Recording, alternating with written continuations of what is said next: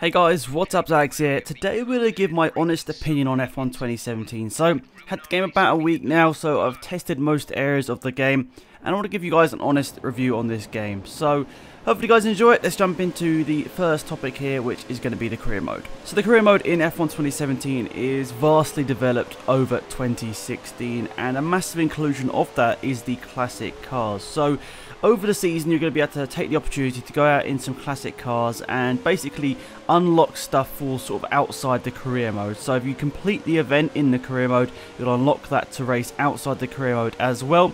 Also gives you a great opportunity to test those F1 cars that you may never have driven before, and they are really exciting. Some very different cars in there, and I think you'll enjoy it. Really good to see the classic cars implemented into the career mode, and it does mean there's a bit more longevity in the career mode because you're going to be playing different cars, and it keeps it going until maybe you finally raced all of the cars and you're like, okay, that's good. In career mode as well, you've got the R&D system, which is vastly improved over 2016. There are so many more elements to this, meaning that you're going to have to choose in particular which parts you want to improve on your car. So, for example, in my career mode, I'm with the Williams team, meaning, okay, it's a pretty damn good car in a straight line, but around the corners, the chassis isn't very good, so that's why I'm sort of focusing my efforts there on the chassis and the sort of handling of my beast in career mode. But say you've got a Red Bull, it's pretty good around the corners, but you want to get that top end speed. So, going through all of these little development sort of changes in the tree means that you're going to have a little bit more sort of personal decision about where your cars end up at the end of the season in comparison to maybe 2016, where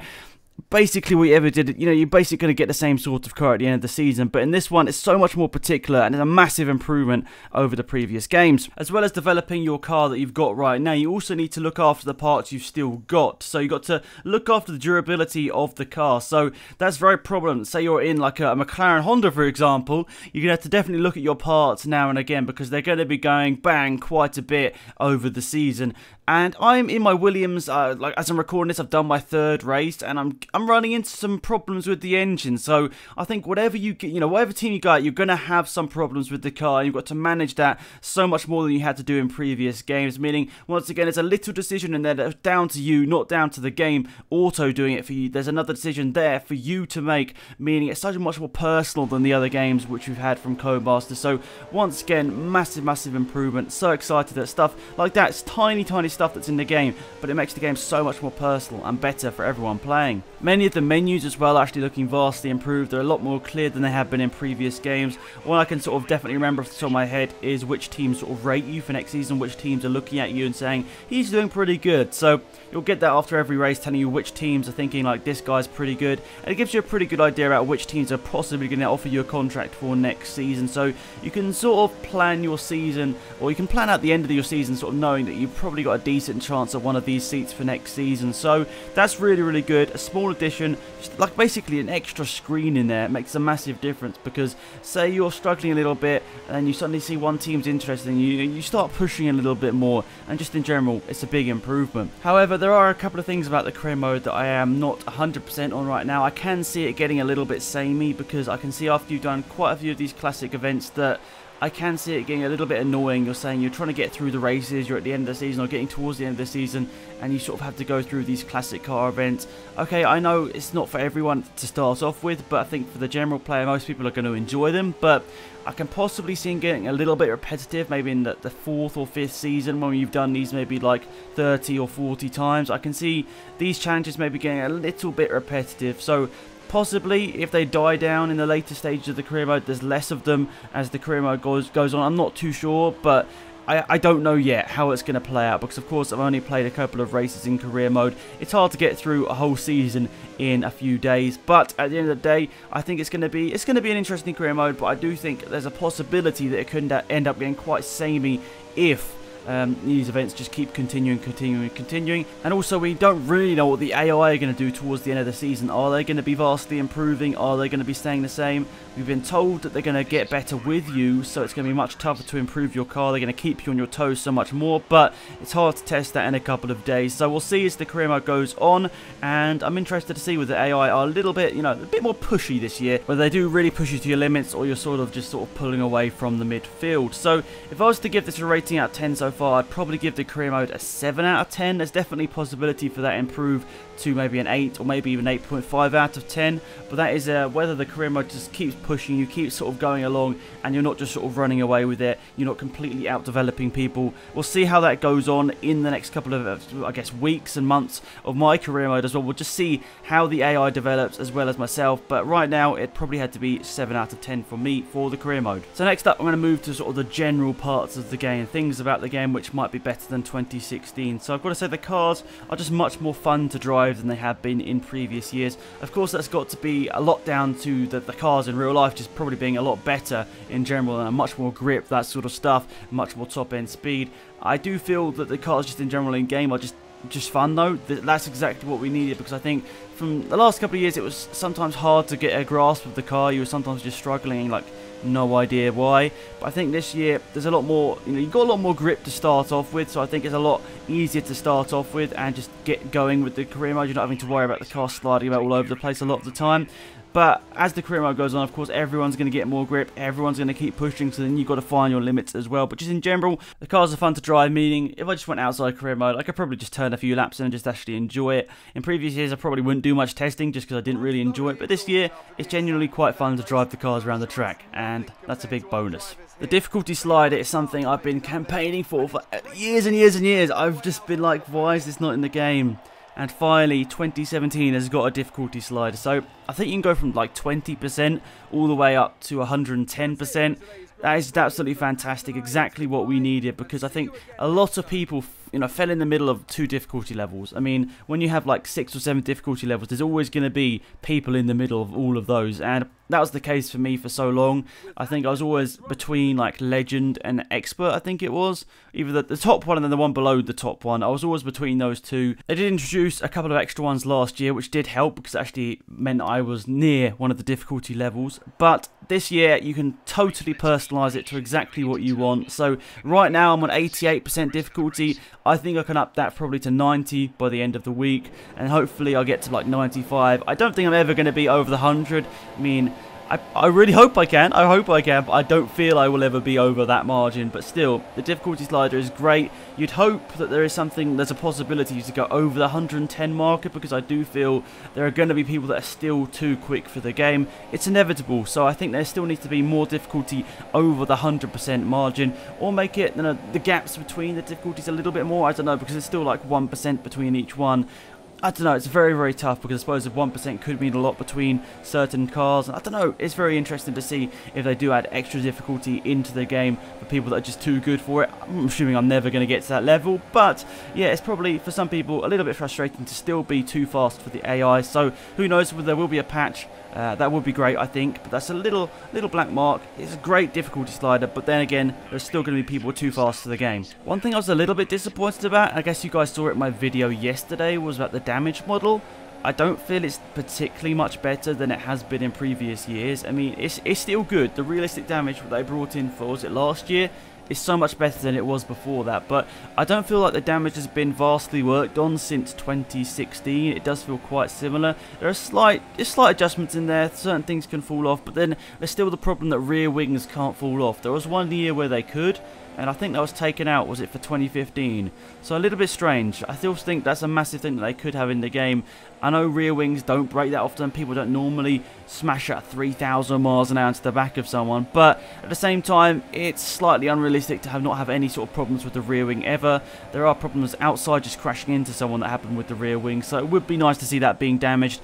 But yeah, right now that isn't the case, but the damage, I'd say pretty similar to 2016. Next up, I want to talk about the AI, because I feel they are better. They definitely give you a bit more of a race. I think the 2017 cars naturally mean it's harder to overtake, but the AI seem to be attacking you as much as they did in 2016. So, you know what I mean? There's more of a gain, and they seem to push you a little bit more. But at the same time, I am a little bit disappointed they do back out of stuff a little bit early. They do, at turn 1 for example, it's still the same problem we've had for so many years, where everyone just backs up, and you can pick up an easy 5 positions if you're starting last place on the grid. You can easily pick up positions there. That is slightly annoying in a realistic standpoint, but at the same time, when you're going side by side into a corner, The AI always seem to be, if they're on the outside especially, they always seem to back out of it. Even if the outside line was naturally the racing line, they'd still back out of it a lot easier than if they were on the inside line, where there's a better chance they'd go for the overtake even if it wasn't the racing line, if that makes any sense. So a little bit confusing there. I would love for that to be improved, but the AI are never going to be perfect, I don't think. In my opinion, there's always going to be little things here and there where they do struggle to race against the human player. It's natural, a game's never going to be perfect. So even though I think it's much better than it has been in 2016, I want to give my honest opinion that I still think they back out certain situations a little bit too early, especially when you're going side by side into a certain corner where they definitely should be able to go for the overtake. They always seem to back out and take the easy option out just in case they cause an accident. But I'd rather they caused an accident but generally went for a bit more overtakes. In my opinion, at least, I think that's how it should be. I want to talk about the classic cars as well, because even though a lot of the sort of promotion for 2017 was around the classic cars, they genuinely are really good.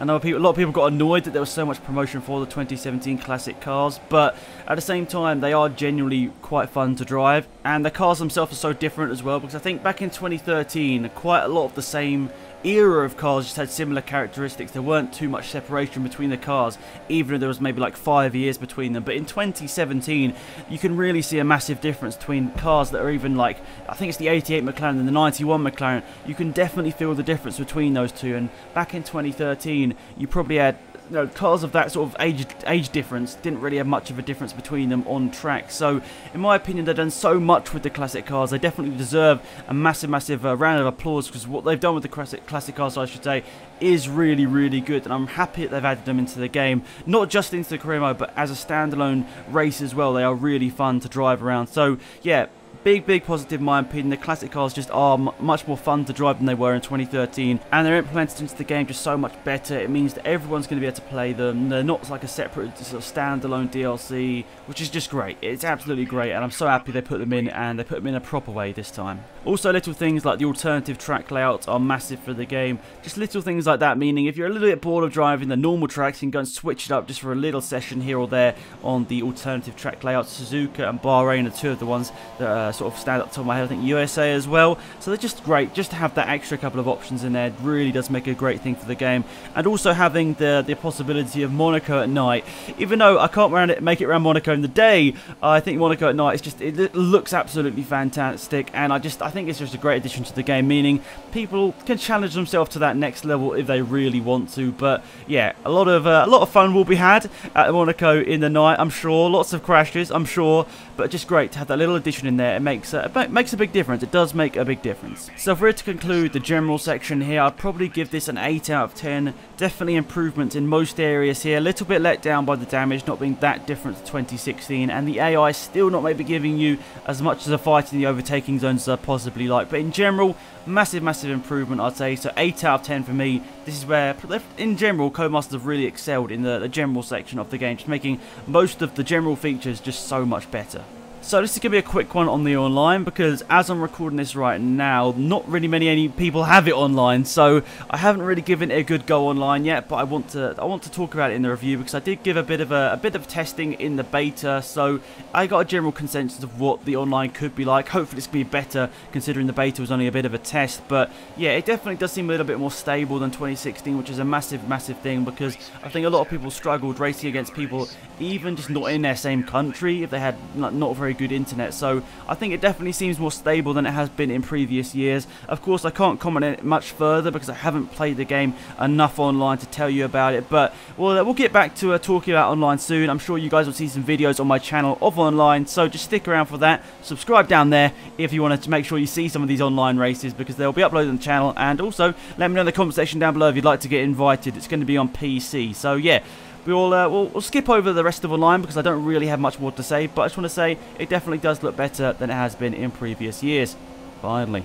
Now I want to give a little bit of a feature to the classic cars by themselves here. So I'd say the classic cars challenges are great for the longevity of the game. If you're the sort of person that doesn't pick up the game that often, and you maybe do 2 or 3 races a week, I'd say on career mode is really good. It spices it up quite a bit there, just to not have to do constant race after race after race. But if you're the sort of the guy like me, where you probably do maybe 1 or 2 races a day, I think these classic car events might get in the way. But just in general, I think they are good for the game. I'm sure there is a quick way to get around them, skip them or whatever, just exit out of the session or whatever, but I see if you play the game an awful lot, it can probably get a bit repetitive, but at the same time, probably most people don't play it as much as us guys here on YouTube, so I'd say maybe for the general person that the classic car challenges are quite good, the amount of times they are per season, but yeah, if you play it as much as me, or most of you guys I'm sure watching this, maybe they are a bit too frequent. It's tough to tell, but just in general, the cars themselves are so much more fun to drive. I said that they were in 2013. They have so much more individual characteristics, meaning you're gonna enjoy just driving around a certain one than testing it against another one. That's why I've done so many comparison videos of the cars, because I am so interested to see how different they are between each and every car from each generation. So yeah, in general, I'd give the classic cars probably a 7.5 out of 10. They are very, very good, but I can see the challenges probably getting a little bit repetitive if you are playing the game as much as a lot of us here on YouTube are. So yeah, 7.5, 7 out of 10. It's a very, very good addition to the game, and of course the only thing is we want to see more of them, but I know it's not that easy. So let's quickly talk about the extra features in the game, which I'm not sure if you guys 100% know about. The photo mode on PC is absolutely fantastic. Now I'll tell you what, because I used a wheel, it uses some of the wheel's controls to sort of adjust the camera, and that is quite frustrating sometimes. It's just not that intuitive, if that makes any sense, especially with the Logitech Dreamforce GT that I'm using. It's not that intuitive to sort of get around the car and get the perfect picture, but when you finally do get the perfect picture, it really is good in my opinion. A massive, massive improvement over recent games where you'd have, if you're a YouTuber at least and wanted to get a screenshot from the race, you'd either have to do something crazy to get that cool thumbnail, or you'd have to just get the perfect shot in a replay cam. But this year you can get any second of any replay and screenshot it at the perfect time. So that's really, really good. A massive thing for YouTubers, and just a lot of fun for you guys as well, just playing the game. If you're not a YouTuber, it means that you can just make cool, get cool pictures, and you can get pictures that may be even cooler than real life. So yeah, great addition, but that's only on PC right now. I think they want to put it onto Xbox and PlayStation, but it's not on there right now. Something which I've definitely noticed in my career mode so far is that the AI seems to have a lot more failures than they did in the past. Now, I think that's something a lot of us have been critical on the past, is the AI don't really ever seem to retire, meaning that you're always at a disadvantage basically, because you're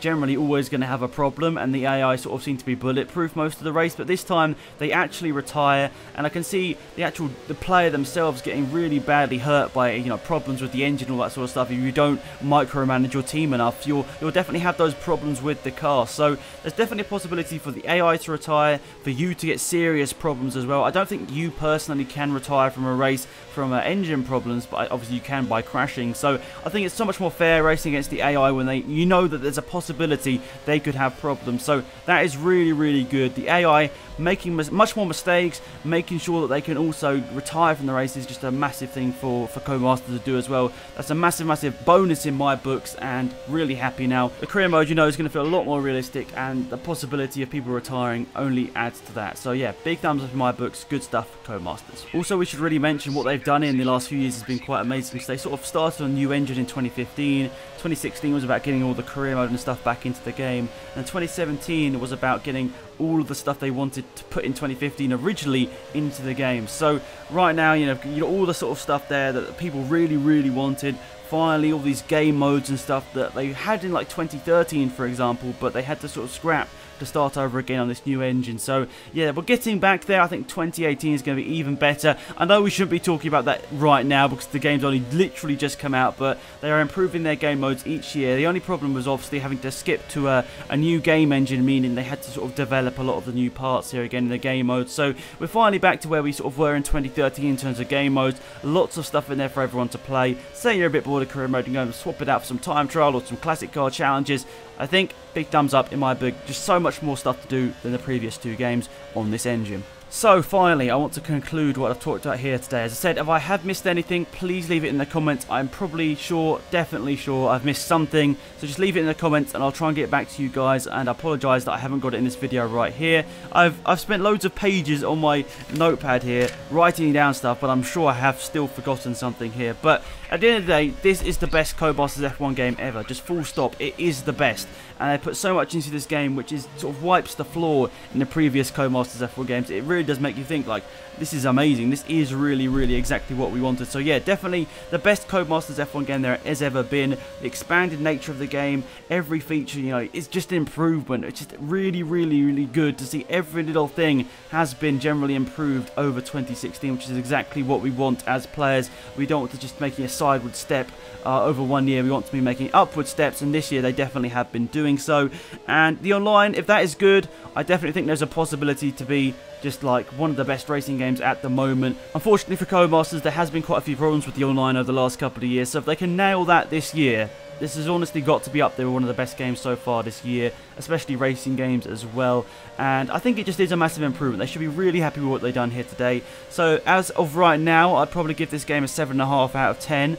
If the online is good, after we've played that for a while, if that is sort of nailed down perfect, I definitely think this is like an 8 out of 5 game. Of course, we still want more. You can never really make a game perfect in a way, but I still think this is massively improved over the last few years. So yeah, really good stuff from Codemasters. I'm really happy with the game so far. Obviously, it's a true test after maybe a couple of months, whether I'm still saying the same stuff as I am right now. But in general, right now, I'm really happy with how the game is going. So I'll give it 7.5 out of 10. Of course, little improvements to be going on then. Hopefully, they'll be improved in like little patches down the line.